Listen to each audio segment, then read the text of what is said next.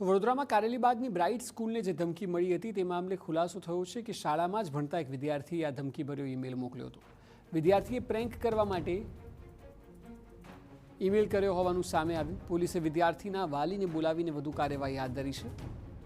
ધમકીભર્યા email આવ્યા બાદ પોલીસે તપાસનો ધમધમાટ શરૂ કર્યો હતો, જે બાદ પોલીસે ધ્યાને આવ્યું કે શાળામાં ભણતા સગીર વિદ્યાર્થીએ તેની માતાના ઈમેલ આઈડીથી ધમકીભર્યો ઈમેલ મોકલ્યો છે। જે મામલે પોલીસે સગીર વિદ્યાર્થી સહિત તેના માતા પિતાનું પણ કાઉન્સેલિંગ કરીને આવી ઘટના ફરીવાર ન બને તે માટે સમજાવ્યા।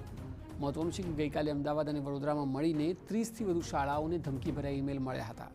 જે મામલે પોલીસ તંત્ર દ્વારા બ્રાઇટ સ્કૂલના સગીર વિદ્યાર્થીએ શાળાને ધમકીભર્યો મેલનો ખુલાસો થતાં શૈક્ષણિક કાર્ય પર પણ અસર થઈ હતી।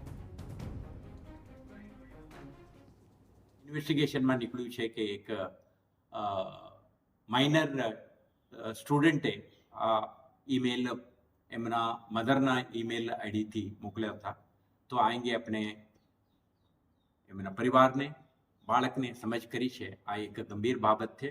આ પ્રકારના ડિસરપ્ટિવ ઈમેલ મોકલીને શૈક્ષણિક પ્રક્રિયાને ડિસરપ્ટ કરવાની પ્રયાસ ના કરે તે માટે એમને સમજ આપીને એ કરી છે। તો આપણા માધ્યમથી આપણે સ્પષ્ટ સૂચના આપવા માંગીએ છીએ।